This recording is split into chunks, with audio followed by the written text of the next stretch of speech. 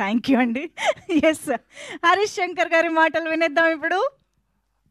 Media మిత్రులందరికీ మరొకసారి కృతజ్ఞతలు. రెయిన్ మూలంగా ఒక 10 minutes లేట్గా వచ్చాను. మామూలుగా ప్రీ రిలీజ్ ఈవెంట్లలో లాస్ట్కి హీరో మాట్లాడతారు, మీకు అందరికీ తెలుసు కదా. ఈ ఈవెంట్కి మా గణేష్ అన్న హీరో కాబట్టి ఆయన మేము లాస్ట్లో మాట్లాడమని చెప్పాను. అందుకే ఖచ్చితంగా ఒక చిన్న గబ్బర్ సింగ్ తర్వాత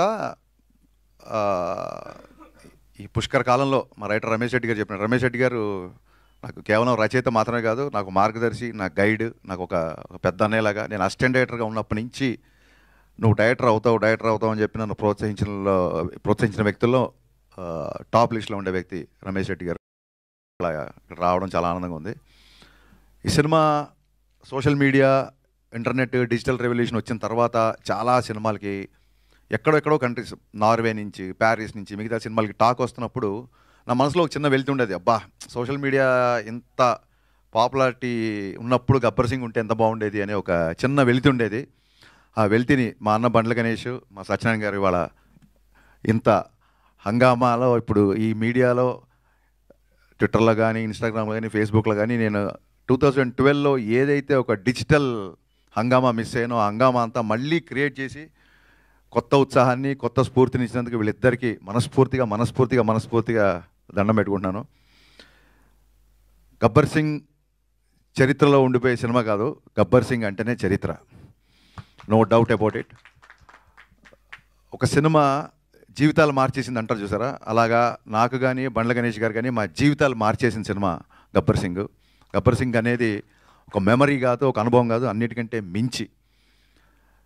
గబ్బర్ సింగ్ ఇంటర్వెల్ జరుగుతున్నప్పుడు ఒక వ్యక్తి కళ్ళమ్మ నీళ్ళు పెట్టుకుంటూ వచ్చి, పొద్దున 8:30కు వచ్చిన వ్యక్తి మధ్యాహ్నం 2 గంటలకి విపరీతమైన ఎండలో అలాగే నిలబడి చూస్తుంటే నేను అన్నాను, మంచిగా తాగు ఫస్ట్, లేదా భోజనం చేసేళ్ళు, కళ్యాణ్ గారికి కలవడం కుదరదు, ఫైట్ సీక్వెన్స్ జరుగుతుంది, అసలే ఎండ, చాలా హడావుడిగా ఉన్నాం మేము. అండ్ ఇంకోటి, ఇలా చదువులు కాలేజీలు వదిలేసి ఇలాగ షూటింగ్లు వెంబడి తిరగడం ఆయనకి ఇష్టం ఉండదు, మీరు కెరీర్ పాడు చేసుకోవద్దు అంటే, ఆయన నేను మైక్రోసాఫ్ట్లో సీనియర్ మేనేజర్ బాస్, నా శాలరీ ఒక 3 లక్షల పైనే అని చెప్పాడు. ఆ వ్యక్తి ఇవాళ స్టేజ్ మీద ఉన్న సతీష్ 2 చేతులు పట్టుకొని కళ్ళమ్మ నీళ్లు పెట్టుకుంటూ, అన్న ఒక్క హిట్ ఇవ్వన్నా, ఒక్క హిట్ ఇవ్వను 3 సార్లు అడిగాడు. నిజంగా ఆ రోజు అంత పెద్ద హిట్ తీస్తున్నావు నాకు తెలీదు, తనకి తెలీదు, బట్ తన భావోద్వేగం నన్ను కదిలించి, నువ్వు భయపడకు, సినిమా పగిలిపోద్ది అని చెప్పాను. ఏ ముహూర్తాన దేవతలు తదాస్తన్నారో తెలీదు, సినిమా మేము ఊహించిన దానికంటే చాలా చాలా పెద్ద సక్సెస్ అయింది. సినిమా అప్పట్లో 2012లో ఒక సోషల్ మీడియాలో ఒక చిన్న నానుడు ఉండేది, సినిమా బాగుంటే హిట్ అంటారు, చాలా బాగుంటే సూపర్ హిట్ అంటారు, అంతకు మించి ఉంటే బ్లాక్ బాస్టర్ అంటారు, దాన్ని కూడా మించిపోతే దాన్ని గబ్బర్ సింగ్ అంటారు అని చెప్పి అప్పట్లో సోషల్ మీడియాలో బాగా ఫ్యాన్స్ రాశారండి. మళ్ళీ నా అకౌంట్లో వేయకండి ఇది ఫ్యాన్స్ అన్న మాట ఇది. సో ఎక్కడికి వెళ్ళినా పవన్ కళ్యాణ్ గారు చాలామందికి అందుబాటులో ఉంటారు కాబట్టి చాలామంది నాతో ఫోటోలు దిగినా, చాలామంది నాతో ఉన్నా, ఇవన్నీ చూడండి. ఈ కొబ్బరికాయని కొట్టండి అంటే పూజారి దేవుడికి చేర్చినట్టు నాతో దిగిన సెల్ఫీలు, నా మీద చూపిస్తే అభిమానం అంతా అది కేవలం పవన్ కళ్యాణ్ గారిదే అని నమ్ముతూ వచ్చాను. ఎందుకంటే ఈ సక్సెస్ అందరికంటే బలంగా కోరుకున్న వ్యక్తి పెద్ద హిట్ అనేది కళ్యాణ్ గారు. ఎప్పుడు సక్సెస్ ఫెయిల్యూర్ పట్టించుకోరు, కానీ ఈ సినిమా క్లాప్ కొట్టిన దగ్గర నుంచి ఫస్ట్ కాపీ పంపించేంత వరకు ఇది బ్లాక్ బాస్టర్ అని లిటరల్గా జపం చేసిన ఎన్ని లక్షల సార్లు అంటే, ఒక శివనాస్మరణ లేకపోతే ఒక గాయత్రి జపం ఎన్ని లక్షల సార్లు చేస్తే అంత ఫలితం ఉంటుంది అంటారు కదా. ఇప్పుడు రీసెంట్గా మీరు సోషల్ మీడియాలో చూస్తున్నారు మేనిఫెస్టేటింగ్ వీడియోస్, మన సంకల్పం బలంగా ఉంటే అది అవుతూ ఇరుతుందని. అంత గట్టి సంకల్పం, నాకంటే కూడా పెద్ద సంకల్పం, కళ్యాణ్ గారి కంటే కూడా గట్టి సంకల్పం ఉన్న one and only person Bandla Ganesh గారు. 24 hours ఫోన్ చేస్తే హలో అని అడగదు, అన్న మన సినిమా బ్లాక్ బాస్టర్ చెప్పండి ఇప్పుడు ఏంటి అని. First hello brother blockbuster, phone పెట్టే ముందు బ్లాక్ బాస్టర్. ఎంత అంటే అర్జునుడి బాణం అర్జునుడి గురి ఒక కన్ను మీద ఉన్నట్టు blockbuster, hit super hit అంటే కూడా మా రైటర్ గారు ఎప్పుడన్నా ఎడిటింగ్లో చూసి, ఏమంటే ఇప్పుడే అంతాక్షరి సీన్ చూసాం అదిరిపోయిందండి, మన సినిమా హిట్ అవుద్ది అంటే ఆయన కోపం వచ్చేసేది. హిట్ ఏంటన్నా, హిట్ కోసం చేస్తున్నాం మనం, బ్లాక్ బాస్టర్ అన్నాడు. ఎవరైనా రైటర్లు అన్న మీ సూపర్ హిట్ అన్న ఆడియో అంటే, సూపర్ హిట్ ఏంటి, బ్లాక్ బాస్టర్. అసలు కరిచేసేవాడు మనుషులు లిటరల్గా. నిజంగా పవన్ కళ్యాణ్ గారిని ఇంటికి వెళ్ళి దగ్గరుండి షూటింగ్ సెట్కి తీసుకొచ్చి, అలాగే డబ్బింగ్ తీసుకొచ్చి 3 గంటలకి రాత్రి 4 గంటలకి కూడా డబ్బింగ్ చెప్పిన సందర్భాలు ఉన్నాయి. లాస్ట్ మినిట్లో గుర్రంది యానిమల్ సర్టిఫికేట్ వస్తే ఓ పక్క ఈయన ఢిల్లీకి వెళ్ళి ఓవర్ నైట్లో అక్కడ ఢిల్లీలో పని చూసుకొని, అదే రోజు ఇక్కడ సెన్సార్ ఉంటే మళ్ళీ డైరెక్ట్గా ఎయిర్పోర్ట్ నుంచి ప్రసాద్ ల్యాబ్కి వచ్చి నాకు తెలిసి సెట్లో నేను ఎంత కష్టపడ్డానో సెట్ బయట నాకంటే డబల్ కష్టం బండ్ల గణేష్ అన్న పడ్డాడు.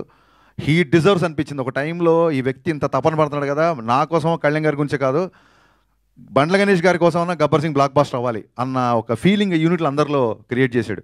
అలాగే నేను చాలాసార్లు చెప్పినట్టు మా కెమెరామెన్ విన్సెంట్ గారు ఎక్స్ట్రాడినరీ సపోర్ట్ చేశారు. అలాగే on screen hero Pawan Kalyan గారు అయితే గబ్బర్ సింగ్ సక్సెస్లో అధిక భాగం, సింహభాగం అంటారు చూసారా, అది మా మ్యూజిక్ డైరెక్టర్ దేవిశ్రీ ప్రసాద్ గారికి. మీరు చూశారు థియేటర్లో పాటలకి మొత్తం స్టేజ్ మీదకి ఎలా అయితే డ్యాన్స్లు వేశారో. ఈ సినిమా ఇందాక మా రమేష్ రెడ్డి గారు అన్నట్టు పుష్కరాలు 12 సంవత్సరాలకు వస్తాయి. ఈ గబ్బర్ సింగ్ సినిమా కూడా అంతే, ఇట్స్ ఎవర్ గ్రీన్ అండి. ఇప్పుడే కాదు, మళ్ళీ 12 సంవత్సరాల తర్వాత కూడా 25 years యానివర్సరీ, బతికుంటే 50th యానివర్సరీ, ఇది ఇలాగా కంటిన్యూ అవుతుంటుందని నేను బలంగా నమ్ముతున్నా. అండ్ ఈ సినిమా సక్సెస్ ఆయన ఎంత బలంగా కోరుకున్నారో, ఈ సక్సెస్ ఊహించిన మొదటి వ్యక్తి, ఈ సినిమా సక్సెస్ అవుతుంది ఊహించిన మొదటి వ్యక్తి పవన్ కళ్యాణ్ గారు. కరెక్ట్గా ఇంకొక 1 week రిలీజ్ అనగా డబ్బింగ్లో చిన్న చిన్న కరెక్షన్స్ ఏవో ఉంటే ఆ కరెక్షన్స్ చేసి ఆయన ఒక 2 సీన్లు చూపించమని 2 సీన్లు చూశారు. చూసి ఆయన డబ్బింగ్ రూమ్లో ఉన్నారు, నేను ఇంజనీర్ ఇటు పక్క ఉన్నాం, మధ్యలో గ్లాసు. ఆయన ఒకసారి హరీష్ నువ్వు లోపల రా అన్నారు. నేను లోపలికి వెళ్ళాను. లోపలికి వెళ్ళగానే నా ఫ్యాన్స్ చాలా రోజులు చేదెత్తి ఓరుకుంటున్నావు, అది ఇవ్వబోతున్నావు నువ్వు.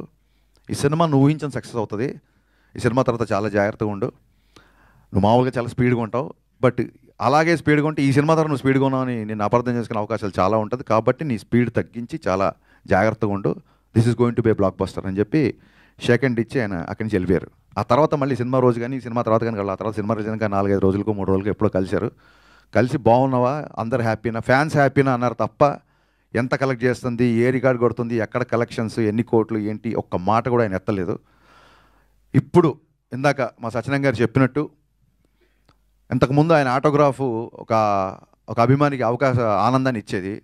ఇప్పుడు ఆటోగ్రాఫ్కి ఒక పవర్ ఉంది, ఆ సంతకానికి ఒక విలువ ఉంది. ఆ సంతకం కొంతమందికి కేవలం ఆనందమే కాదు, కొన్ని జీవితాలు మార్చబోతుంది, కొంతమందికి జీవనోపాధి క్రియేట్ చేస్తుంది. అంత పవర్ఫుల్, అంత శక్తి ఆ సంతకానికి ఇచ్చిన ఆ భగవంతుడికి, దాన్ని నిర్విరామంగా కృషి చేస్తున్న మన డిప్యూటీ సీఎం పవన్ కళ్యాణ్ గారికి ఎంటైర్ గబ్బర్ సింగ్ యూనిట్ తరఫున మనస్ఫూర్తిగా జన్మదిన శుభాకాంక్షలు చెప్తూ long live Pawan Kalyan. Thank you. Super sir, thank you so much. And fans అందరి తరపున గబ్బర్ సింగ్ని ఇచ్చినందుకు thank you so much. So yes, మరి బ్లాక్ బస్టర్